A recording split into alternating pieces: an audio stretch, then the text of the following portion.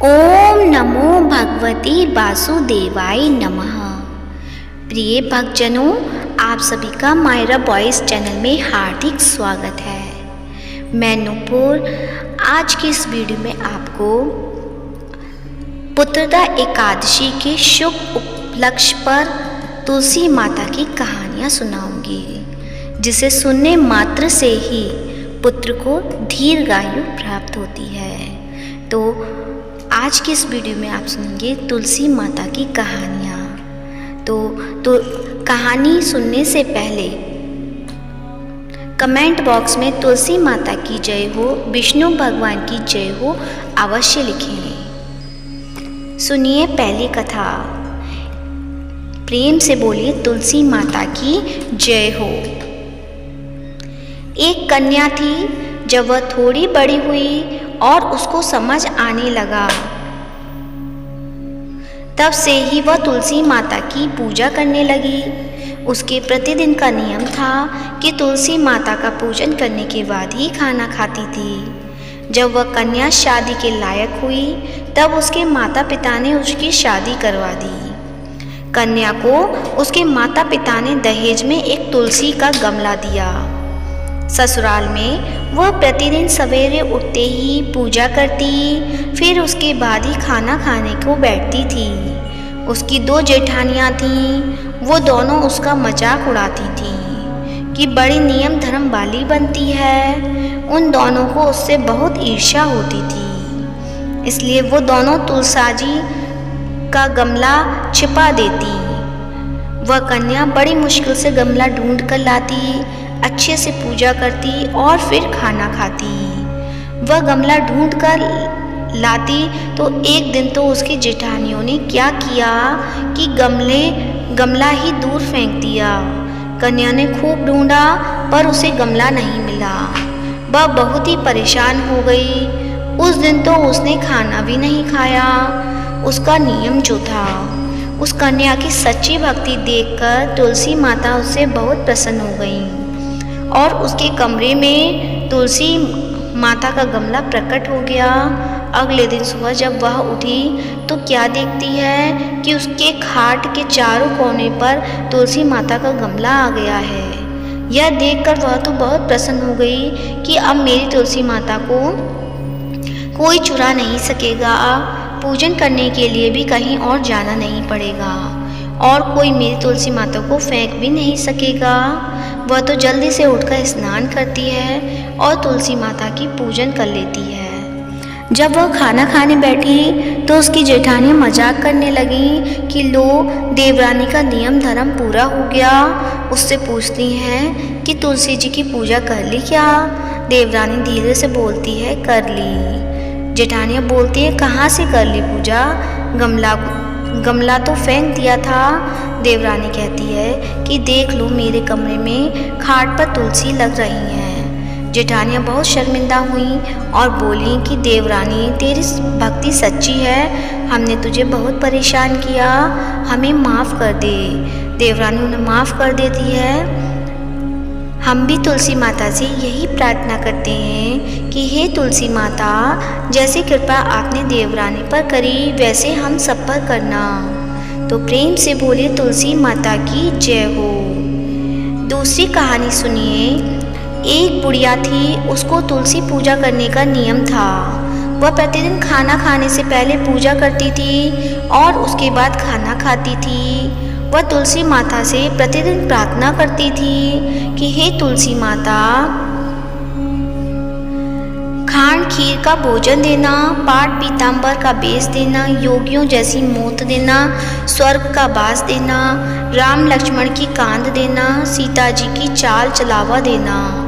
यह सुनकर तुलसी जी सूखे सूखे रही थीं। राम लक्ष्मण उधर से निकल रहे थे तो उन्होंने पूछा, तुलसी जी आप क्यों सूखे सूखे क्यों रहे हो?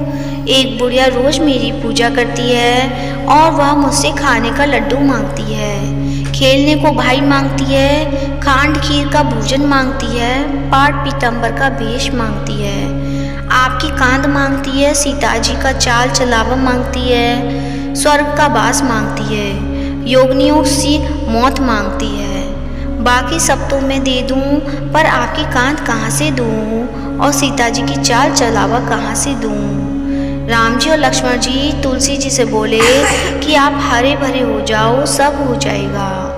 कुछ दिनों बाद बुढ़िया मर गई। लोग इकट्ठा होने लगे, ले जाने के लिए उसको तैयार करने लगे, उठाने लगे, तो वह इतनी भारी हो गई कि उसको लोग उठा ही नहीं पाए, उसको हिला भी नहीं पा रहे थे। लोग कहने लगे कि बुढ़िया इतनी भारी कैसे हो गई, वह तो देव दर्शन सब करती थी, क्या वह कोई जादू टोना करती थी जो ऐसी भारी हो गई।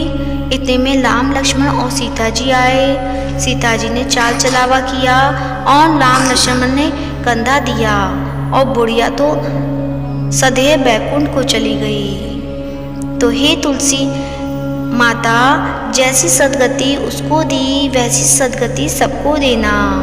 तो प्रेम से बोलिए तुलसी माता की जय हो। अब आप सुनेंगे ब्राह्मण की 7 बेटी वाली कहानी। एक ब्राह्मण था, वह प्रतिदिन मंदिर जाता था। वह प्रतिदिन तुलसी माता की पूजा करता था। वह तुलसी माता से प्रतिदिन प्रार्थना करता था कि तुलसी महारानी मेरे आनंद करना।